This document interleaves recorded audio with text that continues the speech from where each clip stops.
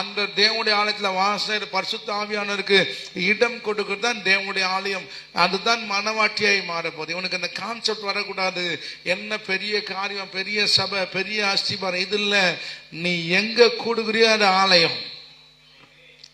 புதிய ஏற்பாட்டுல அநேக இடத்துல வீடுகள்ல கூடினார்கள் போட்டுருக்குது. எத்தனை பேர் விசுவாசிக்கிறீங்க? அப்ப எழுப்புதல்ன்றது ஆலயத்தில் இல்ல, எழுப்புதல் என்பது ஜனங்களின் ஒரு மனத்திலும் அவர்கள் செய்கிற ஜபத்திலையும் இருக்கிறது. அல்லேலூயா சொல்றாரு. இந்த கான்செப்ட்லாம் விட்டு மேல் வீட்டுல 120 பேர் நிக்கிறீங்க பாரு, ஜபம் பண்றீங்க பாரு, இதுதான் ரிவைவலோட அஸ்திபாரம். ஆமென் சொல்லுங்களேன். அங்க ஆலயம் தங்க வெள்ளி எல்லாம் பதிக்க வச்சு அந்த ஆலயம் அல்ல. என்னை பொறுத்த வரைக்கும் எங்க 2 பேர் 3 பேர் கூடியிருக்கிறார்களோ அங்க நான் பரலோகராஜ் திறவுகளை கொடுக்கிறேன். அங்கத்தான் எழுப்புதல் விதையை நான் போடுகிறேன்.